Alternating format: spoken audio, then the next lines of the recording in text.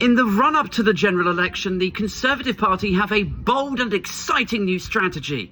The most radical shake-up of voting restrictions in over a century. People who have lost a loved one within the last 5 years will soon be able to cast a vote on behalf of that person, in honour of their memory. Because the Conservatives are drawing up plans that will allow you, me, and anyone else to vote on behalf of your dead mother or father for the party you think they might have voted for. For people like Bill in Hartlepool, it's a way of paying respect to his mum, Vera, who died in the pandemic. Well, we lost my mum in 2020. Aye, and now she can't be here in person because of the whole death thing. And neither can me dad. He topped himself when Mrs. Brown Boys finished. But I just think if I could cast their vote on top of my own vote, and they were lifelong Tories, you know, if I could just do that for them, I just think that would be a really nice way to honour their memory. Aye. For people like Vera, this is a way of ensuring that though their lives were cut short by the government's response to the pandemic, their voices can live on in support of them.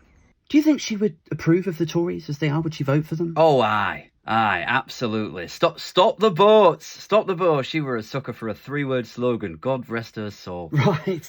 Get Brexit done. Stop the boat. Aye, yeah. In fact, the last words she said to me over the hospital Wi-Fi, the FaceTime, were, "I survived the bloody war." That's, sorry, that's 5 words. Are you calling me a liar?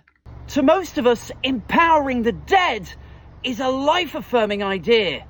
Why should your gran be prohibited from exercising her democratic right just because she happens to have passed away? And it's a bold new policy for the Prime Minister, one that's polling well from Mayfair all the way to Henley.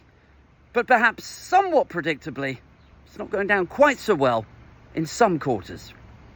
Well, I think the whole thing's bloody ridiculous. Yeah, I mean, the idea that we should give the vote to corpses just seems absolutely outrageous. People die, it's very sad. Sometimes they die due to government's own corruption and dishonesty.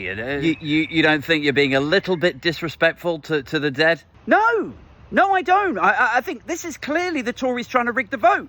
You know, their key demographic happen to be older people. They keep dying out. But they can't be asked to help the younger generations to backfill that vote. Maybe if they want to not lose as many votes, maybe if they're this desperate, they should stop banging on about stopping the boats and start some house building. Sounds like you're a little bit offended by this. Well, it's outrageous. But I mean, it was Labour that started this. I'm sorry, what? Well, you're all for mail-in voting, proxy voting, vote swapping, you know, but once you get started, it's a slippery slope, right? A slippery slope to giving the vote to a corpse because you can't be asked to help younger people because your haggard old voters keep dying. This is ludicrous.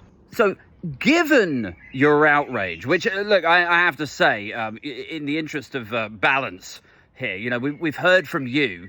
Now it's time to hear the other side, you know, keep it even, Steven. So I will now call you a woke, anti-democratic, eco-terrorist traitor. But given your outrage, is it fair to assume that Labour will be pushing back on this?